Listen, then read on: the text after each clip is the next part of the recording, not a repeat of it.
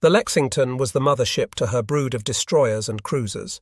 She supplied them with fuel, food, clothing, ship's stores, and practically anything you can mention. Necessary transfers were made from ship to ship, tons and tons of fuel, for example, without breaking the cruising speed of the entire flotilla. I remember in particular one fine evening, May 6th to be exact, one of our destroyer attendants came alongside to take on a store of fuel. The Lexington herself had swallowed into her enormous tanks the entire load of a big oil tanker that afternoon, and now she was redistributing it among the fleet. This destroyer came alongside shortly after dark, tossed its mooring lines fore and aft to the Lexington, and pulled in close to our starboard side. The two vessels, the huge matronly Lexington and the slender, low-slung destroyer, became one. Our flight deck, 50 feet off the water, was high above even the bridge of the destroyer.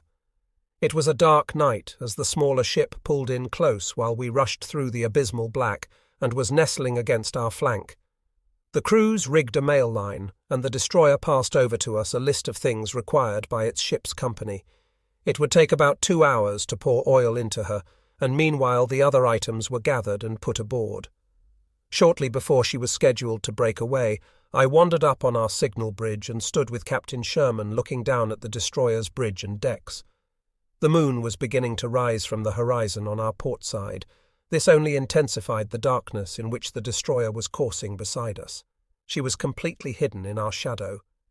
As we stood idly talking, someone on the destroyer's bridge called across to us and asked, "Is the moon up yet?" A voice from our deck called back, "What do you want to know for? You could not see it if it was." "Perhaps there and something to Kate Smith's song," chuckled Captain Sherman in his quiet way. Just then the two ships changed course slightly on another leg of their zigzag, and the rays of the moon slid past our island and lighted one tiny corner of the destroyer's bridge. One of our signalmen leaned over the rail, cupped his hands in round his mouth, and began to croon, "When the moon comes over the mountain." One of the less serious moments of our war. Captain Sherman began telling me that requests for all kinds of things constantly were being made to the Lexington by other ships in our unit. They expected, he said, the Lexington's ship's supply department to carry practically everything buyable ashore. "For instance," he said, "this destroyer alongside us asked for 1 ounce of block rosin along with other stuff tonight." "Did he get it?" "Oh, yes," the skipper replied. "We had it. Someone wanted it for his violin bow." I had long since ceased to be surprised. The Lexington was so big and so perfectly equipped and supplied that practically anything could be produced at a moment's notice from her stores. Practically anything, that is, except the 5 feet 2 inches of blonde that a cruiser once ordered, and hard liquor, as the United States Navy still does not enjoy repeal. The noggin of black rum, Nelson's blood, as it is known to the British, where it is served daily to all while in the tropics, is unknown to our Navy. Only a few days earlier, Commander Gilmore arranged for one of his junior officers to show me through the supply and catering establishments of the ship. He had explained the Lexington could stay at sea and fight for months without calling anywhere for stores or ammunition, and sent me around to have a look at the whole vast organization. Our first stop was at the bakery. Here expert bakers worked 24 hours a day making bread and confections of all kinds. One would never suspect that our salts are as rough and tough as they have proven to be if you saw the delicacies in the way of pies, cakes, cookies, and confections they consume while at sea. The bakery itself was most modern. Electric power ran huge dough mixers and cake beaters. Electric ovens, controllable to within half a degree, did the baking. The place was spick and span, full of stainless steel mixing boards, bins, racks for the bread, and pans, pots, and bread moulds of all sizes and shapes. Like every other department in the ship, the walls, ceiling, and floor were steel plates painted a spotless white and kept immaculate by countless scrubbings. Don't for 1 minute low-rate the bakers either. Most of them had battle stations on anti-aircraft guns. Some were in the 20mm, some in the 1.1 inch, and some were stationed at the ammunition wells and hoists. On the day the Lexington met her end, the bakers got their day's bread into the ovens early and then ran to their gun posts as the battle station's alarm came over the loudspeaker system. The baking thereafter was done by the ship's electricians by remote control. For when the bakers found they were unable to get back to take the bread out in time, they telephoned to the electricians and had power to the ovens cut off. On the same deck with the bakery, the ship's butchers have a glistening white-tiled butchery, complete with chopping blocks and all the knives, hooks, meat grinders and gadgets of the finest butcher shop ashore. Each morning the butchers drew the meat supply for the next 24 hours from the enormous refrigerated stores section. The meat would come up in whole sides of beef, mutton and pork. It would be left to hang until the cold evaporated and then sliced into the proper cuts before being delivered to the several kitchens scattered about the ship. The kitchens rate by rank. For instance, there is a small galley that cooks only for the admiral and his staff, about a dozen officers in all. Then there is another galley cooking for the captain and his personal staff, another half-dozen officers. There is a galley cooking for the wardroom mess where 130-odd senior officers are fed. A fourth galley cooks for the junior officers' mess, about 60 ensigns. Fifth comes the chief petty officers' mess. They are the Navy's wily ones, noted throughout the service for the goodies they have on their menus. Last, there are 7 galleys to do the cooking for the men. The Navy has introduced the cafeteria to the raging main. Gone are the bad old days when everything was cooked in one huge galley from which food for each separate mess, maybe 20 men at a time, was drawn in huge canisters. Today, each man takes his combination stainless steel tray plate to the serving counter in the particular section of the ship where he lives. He passes down the serving line of steam tables and is served exactly as he would be ashore in any good cafeteria. Last of all, he draws his coffee and silverware and sits down at any table that is vacant. Meals are served 3 times a day, and there is a 2-hour period for each meal. A man can eat any time during these 2-hour periods. Furthermore, he can eat as much as he likes, going through the lines as often as he likes. And there is so much variety that a man has quite a choice of foods at any meal. Feeding of the men is considered so vital in the Navy that there is an involved system worked out to ensure the men obtaining a well-balanced diet of proper food, the best quality of food, having it well prepared and well served.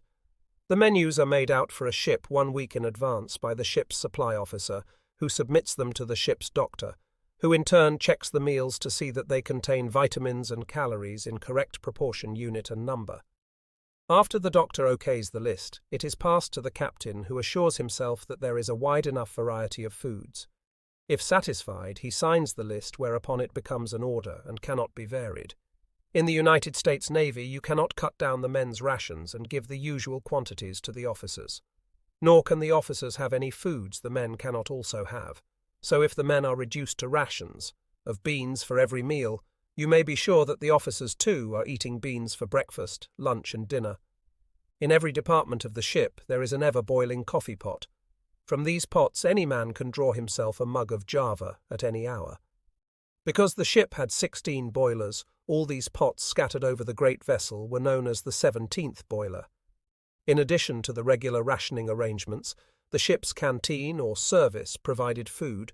Men could purchase ice cream, soft drinks, malted milks and soda fountain concoctions, candy, cookies, as well as all kinds of clothing, toilet articles, presents for sweethearts and families, individual radios, and 1,001 gimcracks.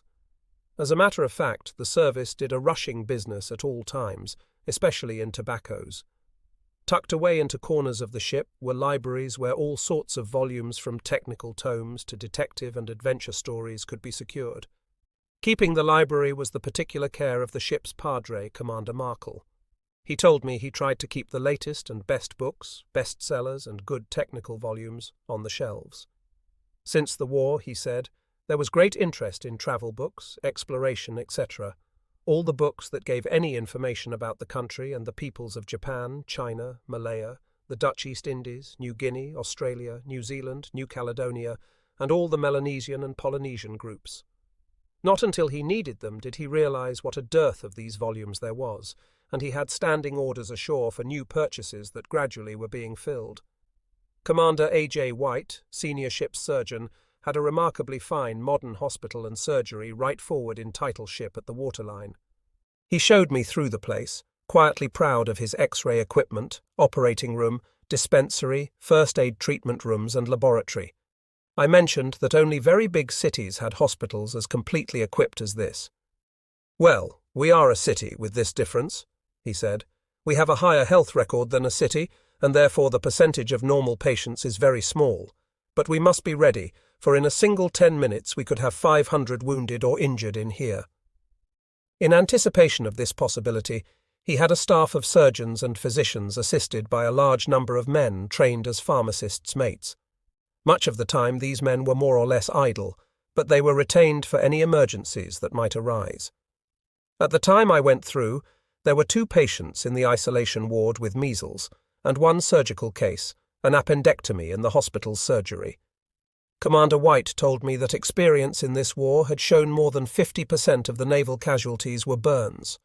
Preparing for just such casualties, he had arranged for and stored a plentiful supply of tannic acid jelly. He explained there was a later, newer treatment recommended for burns, but that the jelly could be applied by anyone, and quickly, speed being an important factor in burn treatments. We have cached more than 200 first aid kits with a good supply of jelly and other essentials all over the ship, and have trained someone in each general area to give first aid, the commander continued. On a ship one does not know where casualties are likely to occur, and we want the men to get immediate treatment on the spot. For this reason we scatter our doctors and trained Red Cross men all over the ship during battle. The doctor explained further that the main hospital supplies were also split up and stored in widely separated parts of the ship, so that no explosion, fire or damage at one section could destroy all of the hospital necessities.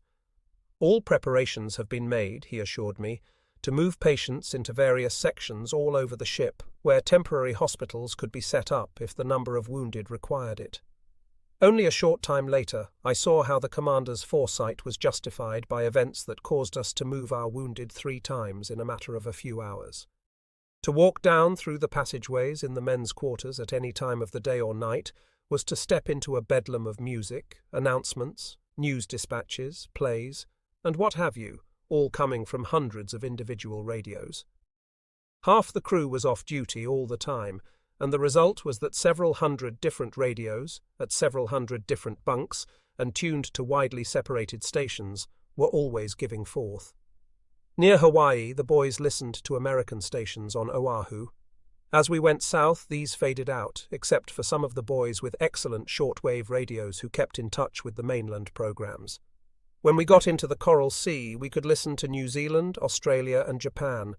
It was a standing joke among the boys to keep track of the latest Japanese claims, particularly concerning the sinking of the Lexington. As we were steaming south, the score was already at 3 claimed sinkings. "We know we are on a good ship," they used to say. "It has to be good to go down 3 times and still be round and about." The ship's authorities made no objections to these radios. It was felt, in fact, that the men should be encouraged to have them for entertainment. The officers said the men worked hard, studied hard, the whole ship was forever poring over some new course or other, and consequently needed what relaxation they could get. There was one restriction, though. Each radio brought aboard had first to be tested to determine that it did not put out any electrical field that might be picked up by enemy detectors, and that it put out no electrical field that might interfere with the Lexington's own delicate radio equipment. The tests were made by the radio men aboard, and were constantly rechecked by radio men aboard other vessels in our task force. Practically the only other entertainment on the ship was provided by tournaments and competitions in various games such as acey-deucey, the Navy's universal name for backgammon, checkers, chess, bridge, and cribbage. Each department on the ship played off for its champion, and the champions then played in the finals for the ship's championship. In these tournaments, rank did not mean a thing, and as on other cruises, enlisted men won most of the titles. This time our finals never were played off. The Lexington met her doom when the competitions were only halfway through. Let me quote again from the North Star, the cruiser paper dedicated to the United States ship Lexington, published the day after the sinking. On page 4 of this immortal publication, the following item concerning the acey-deucey tournament was printed. The all-hands acey-deucey contest held on board the good ship Lexington has been postponed until the new commissioning, expected to take place sometime in the near future. While the contest lasted, it was touch and go, especially among the crew, with intense feeling rampant between gunnery and air departments, closely emulated by the entire ship's company. In the officers' country, the JOs, junior officers, were running off their finals. They interrupted the play when all hands were suddenly seized with an urge for a bath in the Coral Sea. At the moment it is impossible to say who was actually ahead, because Chaplain Markle, the tournament promoter, is visiting on another ship in the force, and only he has complete records. It is known, however, that the Wardroom Minutemen have completed their contest with Lieutenant Franny Farrington, the undisputed champion. Lieutenant Farrington finally overcame his sagacious opponent in the finals, Dr. White, in a match which was 4 to the whole way. Dr. White seemed certain of winning after sensationally sweeping aside such opponents as Lieutenant Commander Ramsey, commanding officer of Fighting 2, and Lieutenant Bob Moore, assistant gunnery officer. Lieutenant Farrington, a dark horse of Torpedo 2, came slipping from behind a smoke screen and let go his acey-deucey at close range before Dr. White could recover from his victory over Lieutenant Moore. Captain Sherman expects an early resumption of the tournament. The deck crews aboard the Lexington, and there were hundreds of men who handled the ship's planes, acquired a beautiful mahogany colour from exposure to the sun during the weeks we were operating in the tropics. These boys stayed on deck throughout the whole day. Much of this time, however, they would be able to lounge, read, or keep a dozen baseballs flying back and forth in games of catch and toss. While working, each man wore a singlet of a special colour and a matching skull cap. These, as we said earlier, denoted the special jobs they were assigned to. When not working, that is, when not launching or landing planes, they usually slipped the singlets off their shoulders and rolled their skull caps up so that chest, back, and arms were exposed to the sun. The singlet would become just a roll around their necks. This constituted no letdown in alertness, however. While playing thus on the deck, these men were as close to their battle stations as they could get. With the sounding of the alarm on the loudspeaker system, they would be at their duty posts in a dozen steps, and while they were scampering to them, they would flick down the singlets, shrug their arms into the sleeves, and with a single movement of the hand roll down their skull caps. This left them clothed according to regulation and ready for anything the next moments might bring. The boys who lounged, read, or studied on deck were equally ready for instant duty. With the sounding of the gong, they would jump to their guns, sweep their cushions, books, deck chairs, etc. into the safety net rigged along the edge of the Lexington's flight deck. This left the decks clear for ascending or descending aircraft. On our fighting ships at sea, there is no fuss and feathers like you see in the movies or about training establishments. The gold braid is packed away once the ship leaves port. The enlisted men wear blue jeans, pants, and a loose jacket. The Marines stick to their khaki but make a concession by wearing a light open-weave suntan shirt in the tropics. The officers wear just a suntan shirt and trousers, putting on a black tie for lunch and changing to whites for dinner. Many of the men in the crew wear shorts in the daytime on or below decks. The officers never wear anything but their khaki slacks. In their off-duty periods, however, they can come on deck in swimming trunks and sunbathe. There are specific health regulations encouraging all ranks to get a reasonable amount of sun. Yet great care is taken to prevent either officers or men from getting a burn, because technically it is a crime to become unfit for duty through personal neglect. All the ship's normal activities, once we left Pearl Harbor, were punctuated by the dawn and dusk battle stations order. This order requires every man aboard ship to drop any job he may be doing at the moment and jump to his battle posts. Pilots stand by their airplanes, gun crews by their weapons, signalmen at their posts, ammunition handlers man the magazines and shell hoists, damage crews are at their firefighting apparatus and their stations. Every man on the ship has a special place where he is assigned in periods of battle, and there he must go when the double gong bong bong, bong bong, bong bong is heard, followed by the very musical trumpet call to stations over the ship's loudspeaker system. Even while the call is still sounding, you can hear throughout the ship the patter of men's feet as they race to their posts. These calls sounded every dawn and every dusk, and might be sounded at any time of the day or night. Once we got well to the westward, we never knew when the calls were practice or the real thing. My own station was on the signal bridge, where Captain Sherman conned his boat and controlled the flying, landing, and general activities of the carrier. Every time the battle station's call was sounded, I dropped my loafing, writing or gossiping, and tramped up to this open deck 25 feet above the flight deck, from which one could see everything happening on and around the Lexington. The reason for battle stations at sunrise and sunset is because these are potentially the most dangerous periods in any 24 hours. The light is fading or growing. Submarines, tiny little dots on the sea, can see the flotilla plainly at such times, yet lookouts aboard big surface vessels are virtually blind during these periods of changing light. At dawn in particular, everyone on the Lexington and on our escort vessels was on the alert. We had travelled several hundred miles during the night into waters that might not have been scouted the evening before. There was no way to know in advance what forces might be close until our planes had reported all clear. In times when the weather was cloudy with rain squalls and visibility was poor, there were long periods in which we had to stay on the alert, never quite sure what might be just over the horizon. We had to be ready for anything at such times. We left Honolulu as a single carrier battle force, with the Lexington as the flagship and centre of the formation, and had with us almost a dozen other warships, cruisers and destroyers. As soon as the Lexington cleared the twisting, narrow and tortuous channel leading out of Pearl Harbor, our escorts that had been to sea for a couple of hours, nosing about to be sure the waters were clear of Japanese submarines, took station about us. The cruisers came in close. The destroyers nosed ahead, behind and on either beam, constantly listening for submarines as they zigzagged. They reminded me of a pack of hunting dogs sniffing out game for a sedate hunter. The Lexington's planes ranged the air constantly during daylight hours.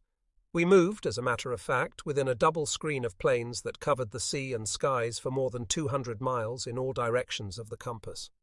One of these screens was directed high against enemy airplanes and possible sights of enemy fleets. The other screen operated closer in and at low altitudes, chiefly watching the water for sights of Japanese submarines. Our departure from Honolulu was a lazy, lackadaisical one. We just drifted away over the horizon, apparently engaged in some routine maneuver. We disappeared in a direction almost opposite to that in which we intended going. This apparent aimlessness was continued until we were 50 miles or more from land, well out of sight of any islands. Then and only then did the ships close up, turn on their southerly course, and gradually pick up speed. From that moment we never sighted land until we were in the Coral Sea. We threaded our way through myriads of Pacific islands, keeping a track that deliberately avoided them. Our purpose was to stay out of sight of prying eyes on the shores, for ours was a secret mission, and it remained secret too until we pounced for the first time on Japanese ships. All the training, the theorizing, the practice problems, the tactical conclusions and aircraft exercises that had been lavished on the Lexington and her crew over a 15-year period came to their first war test on last February 20th. It happened when the Lexington, as the main unit of a single carrier task force, penetrated more deeply into Japanese waters than any other surface vessel up to that time. That first engagement was unsought. It developed out of a bold attempt by Vice Admiral Wilson Brown, who was commanding the striking force, to run in within 200 miles of Rabaul, the principal harbour on the island of New Britain. He proposed to deliver a surprise air attack on Japanese shipping concentrations anchored there. New Britain is northeast of New Guinea and is considered one of the New Guinea group. Since World War I, it has been governed by Australia under League of Nations mandate until the Japanese moved in late in January. Our naval intelligence learned that the Japanese were making Rabaul a major base for their operations in this area. Rabaul has a good harbour, and because of this fact was the capital of Australian New Guinea. It had also been headquarters for the copra planters throughout New Guinea and the Solomon Islands. There were a few hotels and a few business houses had branch offices there. Of military fortifications there were none. Rabaul, in fact, was a backwater of which the world had hardly been aware prior to 1936. In that year, Vulcan Island, in the centre of the harbour, reverted to its ancient volcanic activity, and a series of terrific explosions and eruptions occurred. Volcanic ash covered the town of Rabaul to a depth of about 4 feet, but there were no white casualties. A few natives lost their lives when they refused to take to the hills with the rest of the population. The harbour is very beautiful. Fringed with coconut palms and bright-leaved shrubs, scarlet bougainvillea and hibiscus and heavy-scented frangipani, it forms a deep gash amongst the surrounding hills. It is well protected and has deep water anchorage for an enormous fleet of ocean-going ships. 1 mile out of the tiny settlement of Rabaul, travellers are in thick jungle. There are no roads in that country, all communication being by boat around the coasts. In the surrounding jungles, the natives still live an undisturbed, primitive Stone Age life. These facts were well appreciated by the Japanese. The taking of Rabaul meant merely the arrival of the first Japanese ships. Not a shot was fired in defence of the town. Australian reconnaissance aircraft operating from the town harbour front discovered the approaching Japanese warships and transports, while they were still several days' sail away. Lacking strength to hold off the invader, they gathered the women and children from the plantations in the area and flew them out to safety. When the Japanese arrived, they found the place evacuated, the men having moved back into the jungle after the women and children had departed. All this happened toward the end of January. Soon thereafter, Admiral Brown was given reports from the Australian reconnaissance patrols indicating daily arrivals of new transports and supply ships. Obviously, the Japanese were concentrating there for another move on southward. He decided on a daring blow. He would head his force round the eastern end of the Solomon Islands and steam right up the passageway between the great Japanese naval and air Pearl Harbor on the island of Truk and the new enemy base at Rabaul. His object was to reach a position along the northern coast of New Ireland, a slender sickle of land extending like a new moon across the northern approaches to Rabaul. New Ireland is about 125 miles due north of Rabaul Harbour. If the Lexington's force could gain its northern shore, it might hide there, partly sheltered from Japanese air patrols, and be able to launch its own air-striking units against the Japanese shipping anchored and unsuspectingly in the roadstead. At dawn, on the morning of February 20th, after several days and nights of hard steaming, the Lexington was within 400 miles of her goal. The whole force was moving in fast, tensed for the effort that was plotted out to the last detail. Everyone in the little fleet knew they were in Japanese waters, and every mile was taking them closer to battle, to unknown and unforeseeable dangers. All around the Lexington, her long-range scouts were scanning the waters, the islands, and the skies for enemies. It was necessary to steam on another 200 miles to get within safe launching distance for the heavy dive bombers and torpedo squadrons that were lined up and ready on the flight deck. This would require 8 more hours of 25-knot steaming, so it was hoped that the attack could be launched shortly after lunch that day. Over breakfast, there was a lot of speculation on the day's outcome. The airmen looked forward to the coming trial with confidence. This was exactly the sort of mission they had been fulfilling in their practices, and they were anxious to have an opportunity to carry out the operation with live bombs, real torpedoes, and, above all, to have Japanese vessels as their targets. Between 9:30 and 10 o'clock that morning, scouts radioed that a Japanese plane was shadowing the fleet. The Navy calls such planes snoopers. Captain Sherman sent off 4 fighters in 2 pairs to find and destroy the Japanese airplane. For the job, Lieutenant Commander Jimmy Thach, skipper of the fighter squadrons on the Lexington, chose Ensign Edward R. Selstrom as his wingman. The second pair were Lieutenant Junior Grade Onya B. Stanley and Ensign Leon W. Haynes. The area was full of cumulus clouds, low-hanging, with heavy tropical rain squalls dotted over the sea where nimbus cloud had developed. Lieutenant Commander Thach told me later. We climbed up through these clouds until we came out on top. Once in the clear, our pairs split, and taking different sections of the sky, we began to quarter the area. After some minutes, I spotted the Japanese through a hole in the clouds. It was a big 4-engine Kawanishi flying boat. The Kawanishi is a Japanese copy of a French flying boat built originally for passenger and mail service across the South Atlantic between Dakar and Brazil. This baby, I learned afterward, has a wingspan of 132 feet, which is more than Pan American Airways Trans-Pacific Clipper ships. I pointed him out to Selstrom, and we both went right down on him as he was in the clear 5,000 feet below us and about 5,000 feet above the ocean. The Japanese evidently saw us coming, for he flew into one of the cloud banks. But now we knew what cloud he was in, and we circled through the edges of it. This time we got into the vapour deep enough to hide us from anyone outside, but we were still able to look out. A few minutes later, the Japanese came out of the rain below us, this time at about 1,500 feet. I waited after seeing him, wanting to give him plenty of room to get well into the clear before starting my dive. My object was to allow him to get far enough out so that he could not duck into the cloud or rain after I commenced my dive. When I thought he was far enough, I went after him. As I approached, and while still at long range, the Japanese started to shoot at us, and I could see his tracer passing. We were still out of range of his light machine guns, which indicated that he was firing with 20mm cannon. These were mounted in the turtle back on top of the fuselage. We continued in and made our firing run, and I saw that I had hit his fuel tanks, for gasoline was spraying astern of him. We turned, came back and made a second run from the other side. As we closed in, the big Japanese plane seemed to be spitting fire from half a dozen places. Our bullets ignited him, for he suddenly caught fire. Great white sheets of flame from the streaming fuel spread out behind him, and he began spinning down into the sea.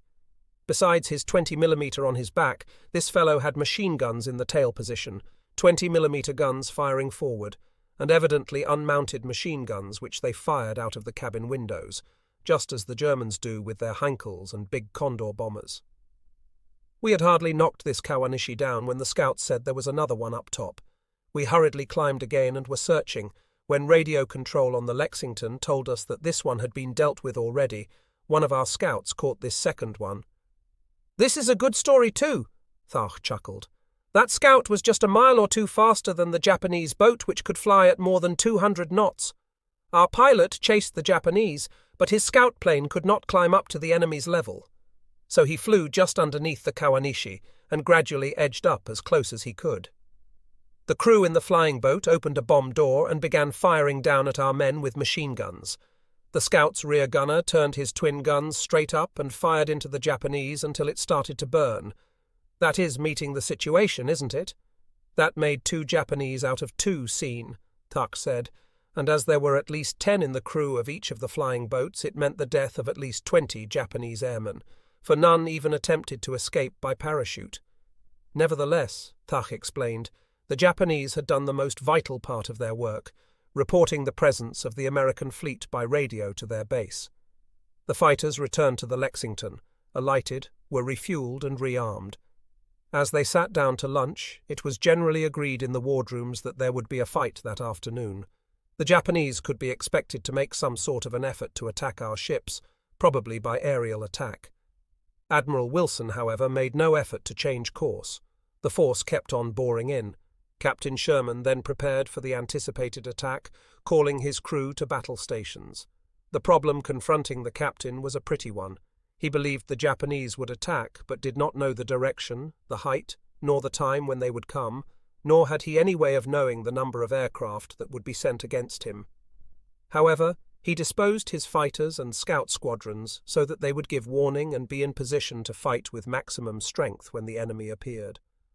While the fighters stayed within about 20 miles of the ship at all times, the scouts went a long way out. Their mission was to watch for the incoming attackers, even if they were high, and to report them by radio. That afternoon it was when Edward Butch O'Hare, in a now epic conflict, shot down 5 Japanese bombers.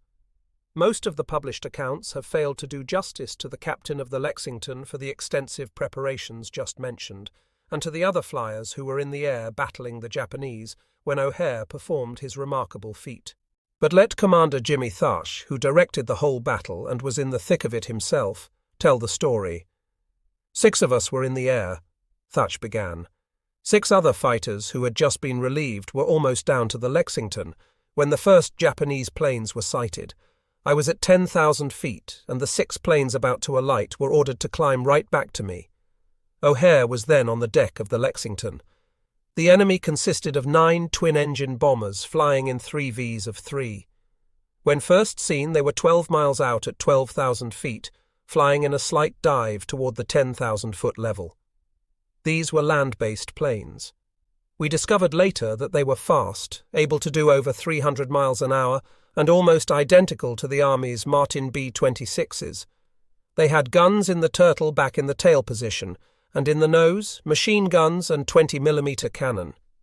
In a running fight, Lieutenants Noel Gaylor, Walter Henry, Roller Lemon and Ensigns Edward Selstrom and Dale Peterson singled out and destroyed one each.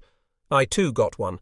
Each time one caught fire, it would drop its bombs harmlessly into the sea because they were still too far from the Lexington. This fight continued right into range of the ship's anti-aircraft curtain, but our fighters stuck with them regardless. 2 that we damaged were finished off by anti-aircraft fire from the ship. The 9th and last, in a crippled condition, turned away and tried to escape. A second enemy formation had been reported while we still were milling around with the first one. 6 ships on deck, including Butch, were sent up to intercept them. 6 of us in that first fight still had gas, but the group that had been recalled at the last minute had to return for more fuel. This left us pretty well split up, and we were scattered widely as a result of the fight anyway. The new Japanese group, another 9 flying in 3 Vs, was 60 miles behind the first lot, which meant that none of us could see them yet. The 6, including O'Hare, spread out to find and intercept these second raiders, climbing as they went. It happened that Butch and his wingman saw them first. They sounded the alarm and went into attack, beginning their dive 12 miles out. Here we had a bad break because O'Hare's companion found that his guns would not fire. That left Butch there alone. The rest of us were heading his way, climbing up toward the oncoming Japanese bombers, but we all knew we could not intercept them before they reached the bomb-dropping position. Explaining the ensuing fight to me, O'Hare said, "I knew my wingman had dived away, but there was not time to sit and wait for help. Those babies were coming fast and had to be stopped. In the first run I fired into 2, the 2 trailers in the last V. I had to pull up to let them fall away. I had fired at the starboard engine in each ship and kept shooting each time till they jumped right out of their mountings. This caused both these planes to veer round to the starboard and fall out of the formation. I then crossed to the other side of the formation. I fired into the port engine of that plane and saw it jump out. I pulled away slightly while this third plane skidded violently and fell away, then went back in and fired into the trailer of the middle V, still shooting at the engines. The same thing happened again. It seems as if all you need to do is to put some of these .50 caliber slugs into the Japanese engines, and they come all apart and tear themselves right out of the ships. The engine fell out of this fourth plane too, and I could see the plane commence to burn. By this time the Japanese, still in formation, were right on top of the release point, the place where bombs aimed at the carrier would be dropped. They had to be stopped any way at all. There were 5 of them still. I came in close, shot into the 5th one till he fell away, and then gave the remaining 4 a general burst until my ammunition was exhausted. All this happened in a space of 4 minutes. During those 4 minutes, Thach and several of his original group of 6 had turned, and with wide-open throttles were boring down on the diminishing Japanese formation. As we closed in, I could see O'Hare making his attack runs with perfect flight form, exactly the way that we had practiced. His shooting was wonderful, absolutely deadly. At one time, as we closed in, I could see 3 blazing Japanese planes falling between the formation and the water. He shot them down so quickly. How O'Hare survived the concentrated fire of this Japanese formation I do not know. Each time he came in, the turtle-back guns of the whole group were turned on him. I could see the tracer curling all around him, and it looked to us as if he would go at any second. Imagine this little gnat absolutely alone tearing into that formation. Just as O'Hare got his 5th machine, we were within range and took over the fighting. We collected 2 more and shot up the other 2. They staggered away, losing height. Back on the Lexington's deck, the plane-handling crews, the Admiral and his staff, Captain Sherman and his staff, and pilots of the bombers and dive bombers had been watching this show, although they had had a few moments of their own. Out of the first formation, the leading plane was struck by anti-aircraft fire while still several miles away. The damage seemed to have been loss of the left or port engine. The Japanese pilot, with desperate courage and great skill, retained control of the bomber and made a suicidal attempt to crash into the Lexington. With his starboard engine wide open, he came down in a swooping dive toward the Lexington's stern. He flew across a destroyer, then over the cruiser line. As he lost altitude, he came within range of the small machine gun cannons on the fleet's vessels, and they all poured their fire up at him. But still, he kept on coming. Lower and lower, closer and closer. Finally, when he was down to a height of no more than 300 feet, the 1.1-inch and 20mm fire from the Lexington seemed to really take effect. The nose of the bomber began to come up, the speed to diminish. While still 200 yards behind the Lexington's zigzagging stern, the bomber finally stalled in the air. Its wings ceased to carry its weight, and the nose dropped in a precipitate dive into the sea. An instant later, only a huge pillar of black smoke marked the grave of the bomber and its crew. Some of the most remarkable motion pictures taken in the Pacific recorded this incident from the Lexington's rear deck. Stills taken from this film show clearly the intent of the Japanese pilot, the condition of his ship, and the final stall and dive. While this was going on, O'Hare began his attack. The surrounding skies seemed to be full of planes falling from the first group of 9 and from the formation further out. We lost 2 fighters in the engagement. One making an approach was hit on the engine with a 20mm shell. The engine quit, and the pilot made a dead stick landing near a destroyer which quickly picked him up. The second loss involved both plane and pilot. Hardly had the skies cleared from the initial combat when the 4 Japanese planes that had survived O'Hare's guns reached bombing distance and released their projectiles at the Lexington. Captain Sherman, standing on the bridge, was watching this formation closely. He saw the bombs fall away from the enemy planes and momentarily judged their probable course. "Hard a port," he directed the helmsman. As the big ship, now travelling 25 knots or better, commenced its swing, the captain still kept his eyes on the falling bombs. But he evidently decided the Lexington was in the clear, for he suddenly turned his back on the bombs and in a quiet voice ordered the navigating officer to bring the ship back to her course. With hands clasped behind him, he walked to the opposite side of the bridge to watch his fighters finish off the remaining Japanese planes. Remember the 9th plane in the first formation? It had slid away damaged and disappeared over the horizon, but that is not the end of the story. Scout pilot Lieutenant Edward Allen saw this ship 30 miles away from the Lexington as he was returning from patrol. Turning after it, he gave chase in his SBD, which had a top speed of about 240 miles an hour. Under ordinary circumstances, the bomber could have stepped away from Allen's plane, but the damages sustained in the fight near the Lexington had slowed it down so that it was doing no more than the little scout. Allen found that by careful trimming he could gradually creep up to within gun range of the bomber.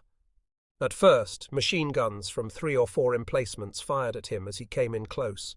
Allen fired back, using the 2.30 caliber weapons in his nose. The recoil and rocket effect of his guns firing slowed him down a mile or 2 an hour, allowing the Japanese plane to pull ahead again.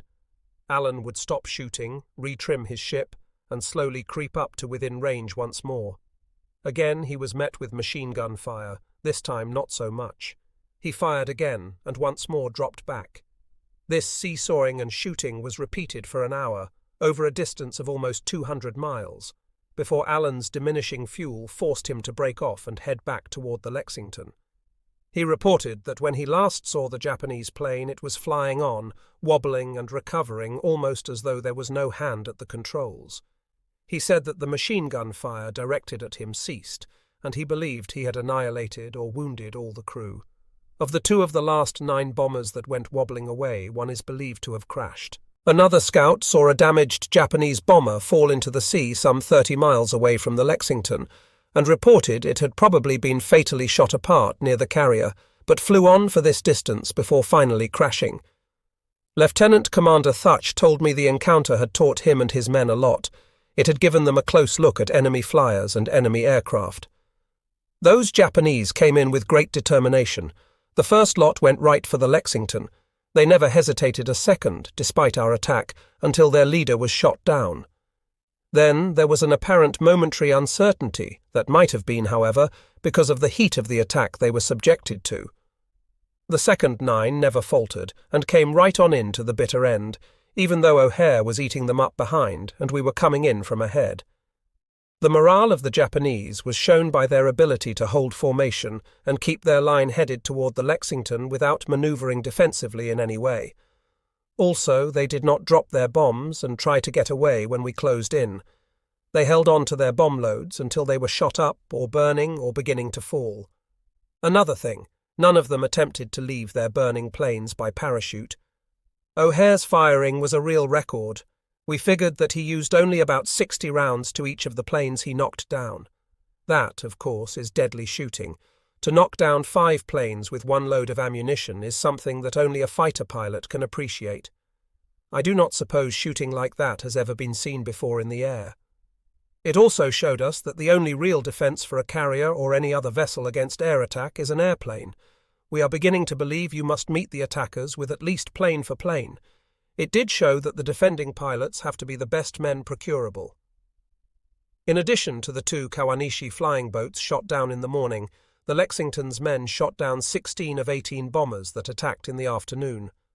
The anti-aircraft gun crews of the Lexington were given credit for 2 of these. In all, 12 members of Thatch's squadrons were credited with a clean annihilate or assist, or both in this fight. While the air fighting raged around the ship, Commander White and his assistants were engaged in doing an emergency appendectomy down in the operating theatre. The doctor complained to me later that this prevented him from watching the ship's flyers give a practical demonstration to all aboard of how to deal with Japanese aircraft. The Navy recognized this day's work by awarding the following decorations.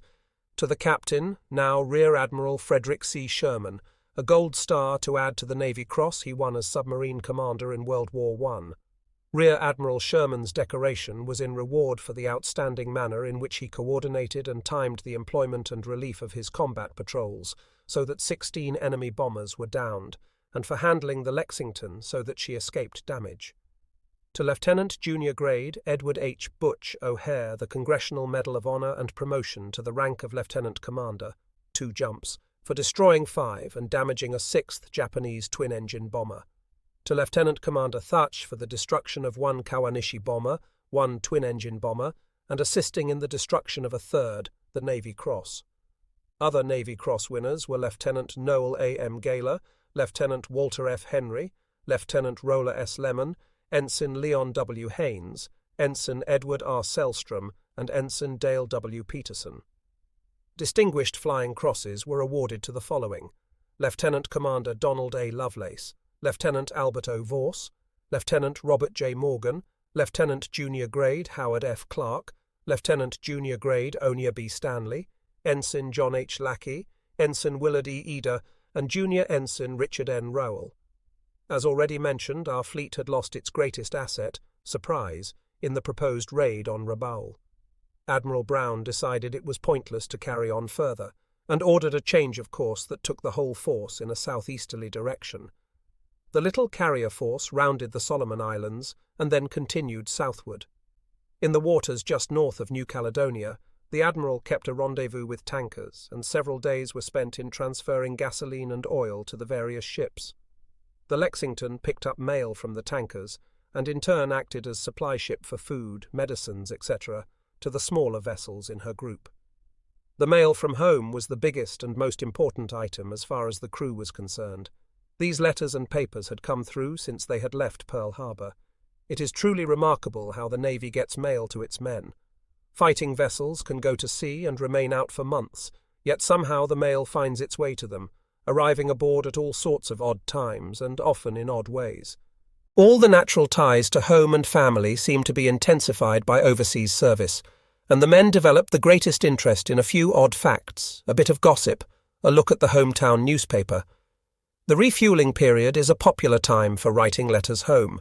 Usually refueling requires several hours, even with the speedy new secret methods for pumping oil from a tanker into a warship that the Navy now uses. Aboard the Lexington, the men were told the deadline for getting mail to the censor to have it passed in time to go off with the tanker, and all over the ship during these hours gobs could be seen penning messages to families, wives, sweethearts and friends.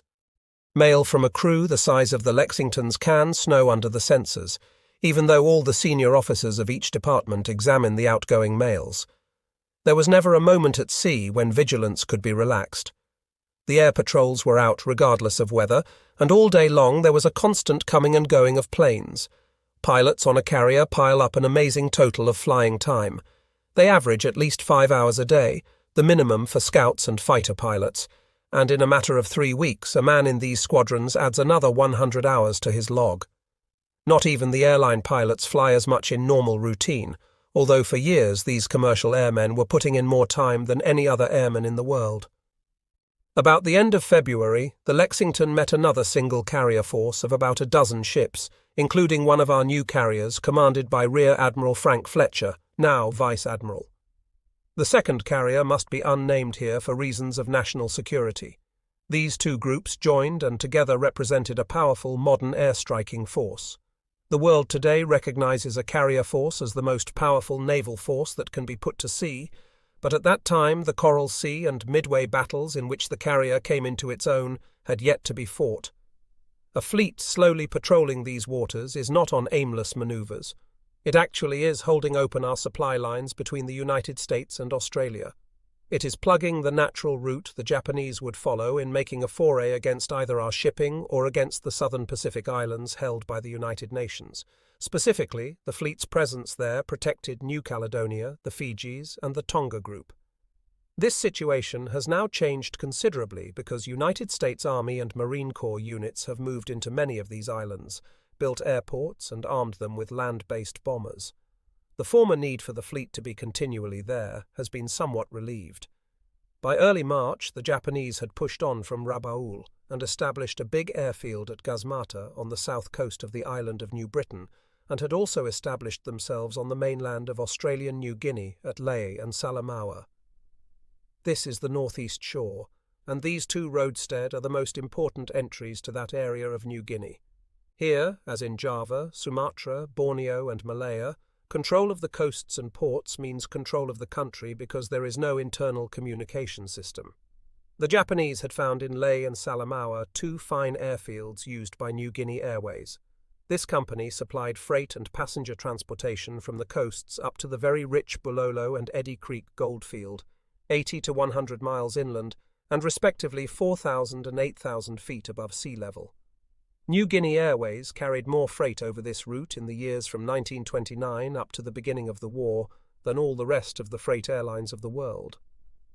The small town of Salamaua is built on a 3-mile-long narrow isthmus which is joined to the mainland by a 100-yard neck of low sand. The bay formed by the finger of land affords good anchorage for vessels after they enter through the coral reefs which guard the entrance. The town consists of the administration buildings, a hotel, stores, and 2 trading companies' warehouses. In the official guide to mariners, we find limited supplies can be had from the stores, and sometimes fresh vegetables, bananas, etc. can be obtained from the stores. The water supply consists of rainwater from cisterns and a few springs. There is a radio station and hospital near the airfield. Steamers arrive from Sydney every 3 weeks, and motor power boats carry freight and passengers from Salamaua to Lae, which lies 18 miles to the north along the coast. The small village of Lae stands 3 miles from the mouth of the Markham River, and besides the airport, the government has established an agricultural station there. Before the establishment of National Geospatial Intelligence Agency, the 82 miles over mountainous tracks was an 18-day trek with native porters. Each native could only carry 60 pounds, which included the food he would eat, 15 pounds of rice on the way in and 15 on the way out, so he could only deliver 30 pounds at the gold fields. The country was surveyed, and it was finally decided that the costs of building roads were absolutely prohibitive.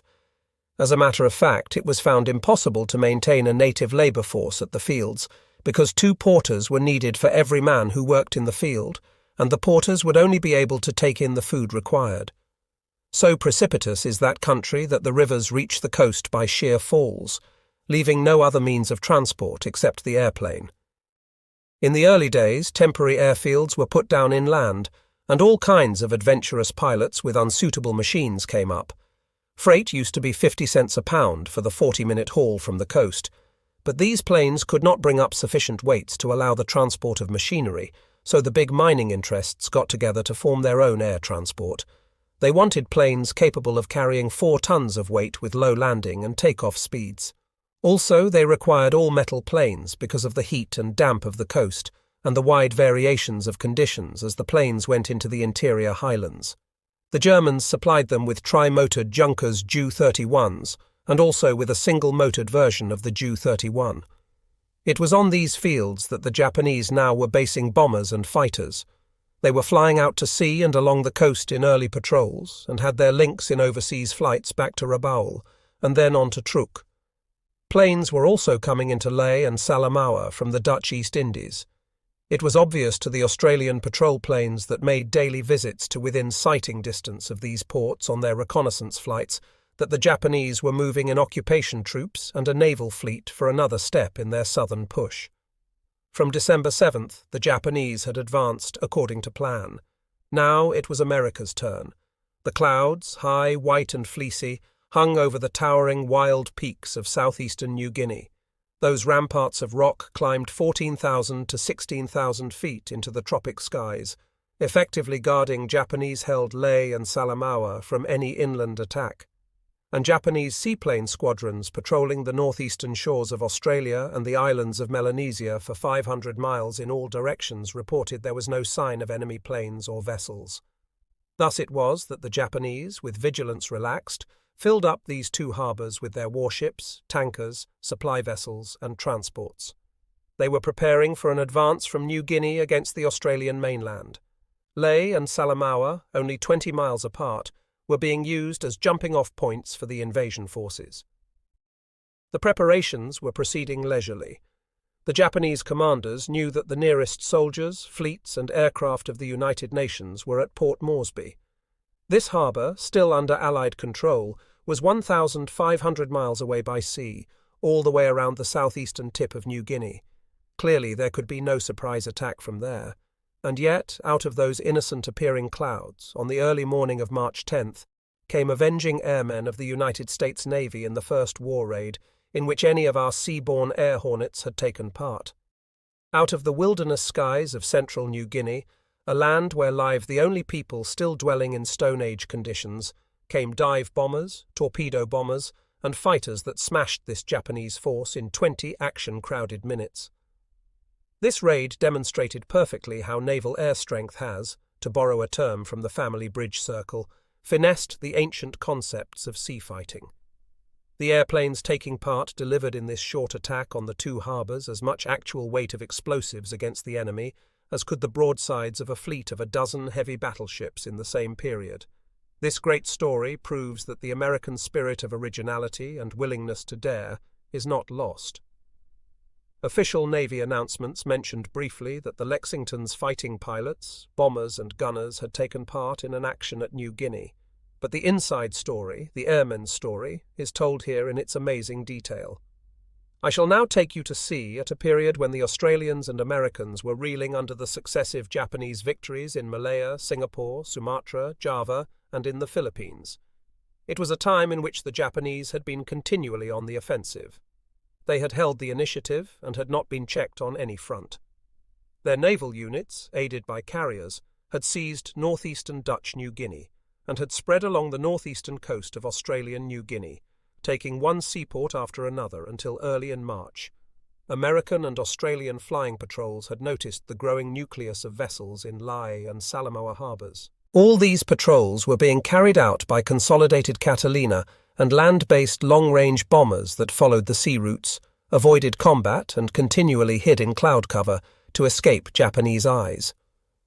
When the Lexington and another carrier under Admiral Brown appeared in New Guinea waters, the Army's intelligence units passed on their information. The Admiral decided we could do something about this situation and asked the flying men with him to figure something out. Lieutenant Commander Weldon Hamilton, who commanded the dive bombers from the Lexington in the raid, told me a few weeks after it was over. And so we got our charts and dope on New Guinea. We found a curious picture. If we followed the coast around to Lae and Salamaua from Port Moresby, we would have travelled a good 1,500 miles. But if we could fly almost due north from Port Moresby and hop right over the mountains, we would have to cover only 100 miles. The catch, of course, was the fact that the mountains were as high as 16,000 feet. Furthermore, there were no charts, and I mean absolutely none at all, that accurately showed the mountains of that wild inland country. Remember, most of it has never been trod by a white man. The black tribes there are among the most ferocious fighters found. They fashion stone axes and make knives out of human leg bones, and absolutely are back in one of the primitive ages. They are the kind of savages that pierce their noses with rings and go almost naked. Such were the problems. Nevertheless, it was decided to go ahead regardless of the risks. I had read many books on Papua, Commander Hamilton related, and while we were flying I remember speculating to myself upon the cannibal tribes living there below us and watching for the neat-looking clearings and their thatched village huts that stood out against the heavy dark greens of the jungle. Our first 75 miles inland was a twisting course over heavily timbered steep mountains. The peaks rose on all sides of us, right into the heavy clouds around them. At first I had been picking spots where I might have made a landing if engine trouble developed, but now there was nothing but jungle to see, not a place for an emergency landing anywhere. I took a good look around at our planes, strung out at intervals planned to allow each group plenty of sky room, and I remember thinking how petty the tribal wars in that New Guinea jungle were compared with the one in which we were engaged. I also wondered what those savages who saw us must have thought at seeing such a number of great rumbling birds. I will never know, of course, but the thought amused me at the time. While we were still 25 miles away from Salamaua Harbour, we could see the shipping lying at anchorage. Lieutenant Commander Jimmy Thush, who led the Lexington's fighter units that day, recalled in telling of the raid. The land fell rapidly away beneath us, and we came down in a long, fast dive. Our motor noise must have warned the Japanese because we could see them begin to scramble before we got in. Instead of remaining behind to try to protect the unarmed merchant ships, the Japanese war vessels, as they always do, slipped their cables and tried to head out into the open sea. They seemed to leave the crews of the transports and auxiliary vessels to shift for themselves whenever an air attack is made. The fighters and torpedo planes came down first, in accordance with timing worked out in advance. The torpedo planes picked out the largest transports and cruisers for their attentions, and the fighters went roaring around the harbour looking for Japanese defence planes. "We were such a surprise to them," said Lieutenant Noel Gaylor, one of the fighter pilots, "that there was only one Japanese airplane in the air. He was a seaplane fighter with a rear gunner, and I must say he was a good little fellow. Lots of guts. He went after our torpedo planes that were down almost on the water, fanned out to take in a number of different targets, and he was doing a good job. He slid in and out among them, forcing some to bank away and firing his front and rear guns in all directions. His harassing was of the best." I remember my own surprise at Gaylor's observations. I failed to note a twinkle in his eye as he spoke in his slow, quiet way. There was a pause, then he resumed, "But that little Japanese made a mistake. Tut-tut, too bad. He left the torpedo planes to pull up and challenge 4 of us, the fighter unit." Gaylor ends his story at that point. But Gaylor's friends will tell you that this young man who came out of the Coralsea battle, the Navy's leading air ace with 8 confirmed victories, eased out of his dive for half a second. His machine guns spat momentarily, and, as the Navy boys said, our Japanese pal joined his ancestors. This ended the opposition, except for a little anti-aircraft fire from a few ships and from a battery of heavy guns set up ashore. And while the torpedo planes began a systematic smashing of the anchored ships, the dive bombers went after the fleeing cruisers and destroyers. "I selected a fine cruiser," Commander Hamilton said. "It looked from 8,000 feet like a giant speedboat racing for the open sea. It was really pretty, alive. But I was too enthusiastic. I had not allowed for the wind at lower levels. It drifted me in my dive over the target and my bomb hit the water alongside. But the man right behind me saw my error and corrected for it. His heavy bomb plunged through the cruisers after deck, and the tremendous blast smashed the stern portion to a tangle of debris. This fellow sank within a few minutes. The planes turned Salamaua into a shambles, and up the coast, a 7-minute flight in a dive bomber, the squadrons from the second carrier were performing equally effectively at Leh. "Those fighter pilots were superb," Commander Hamilton said.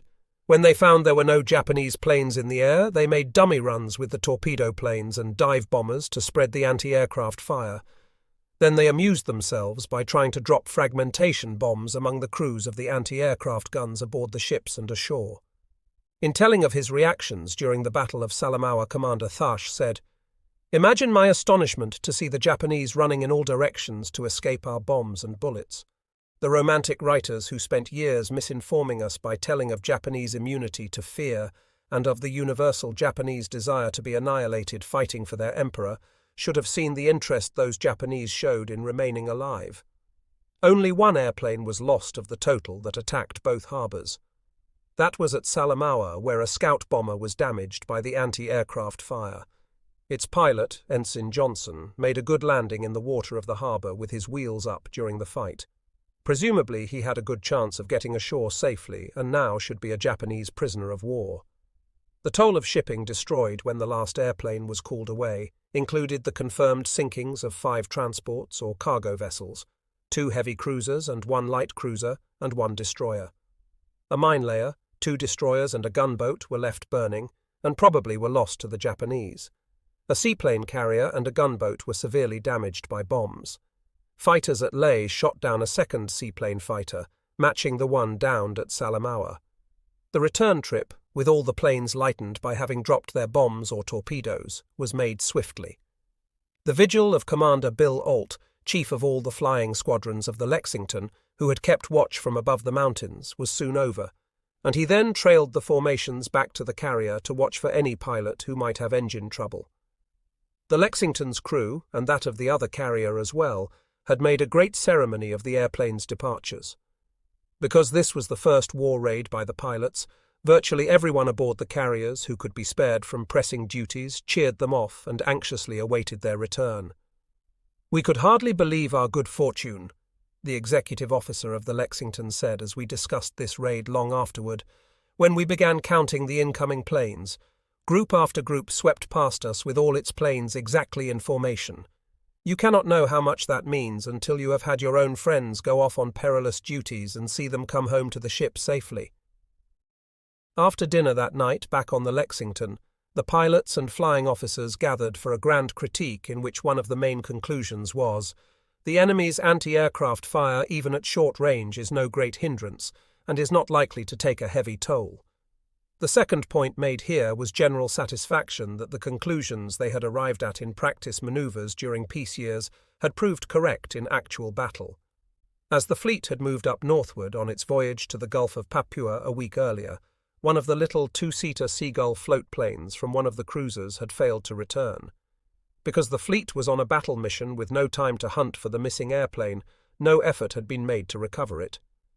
But now, as they moved back along the same general track, Admiral Brown began asking about this missing plane and its crew. The decision was that the pilot had missed his rendezvous and probably had alighted on the sea when his fuel was depleted. The Admiral then demanded of the navigating officer and Lieutenant George L. Raring, the Lexington's meteorological officer, to get together. Taking into consideration the plane's probable alight point and the winds during the ensuing week, the Admiral asked that the probable drift be calculated. When this was done, he changed the course of the fleet to pass through the area where the plane might be, assuming it still was afloat. At dawn one morning, the 7th after the little Seagull was lost, lookouts noticed the silhouette of a plane sitting on the sea on the horizon. Hardly was the report made when the plane was seen to start up, climb off the water and fly toward the ships. It circled overhead, gave the correct identifying signal, and then asked its cruiser to take it aboard. It was the lost plane with both ship and crew intact. It had drifted some 300 miles. The pilot, recognizing the approaching fleet as his own, did not wait to be picked up. He had sufficient fuel left for a little flying and proceeded to make a routine return from reconnaissance landing.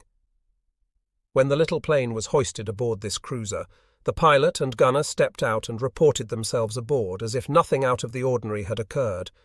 They had suffered some from the heat and from seasickness, but rainfall had supplied them with ample water, and their emergency rations had sustained them. As a result of the attacks on Leh and Salamaua and the destruction of the Japanese forces there, the following flyers won decorations.